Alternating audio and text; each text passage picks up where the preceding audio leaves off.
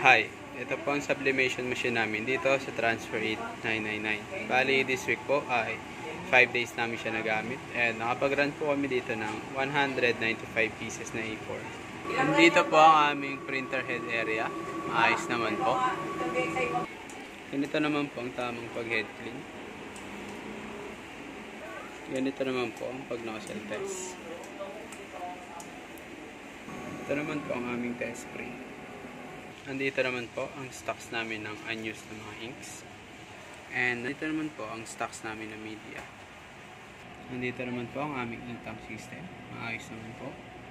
Nandito naman po ang aming heater at ang aming fan. Working naman po sila pareho.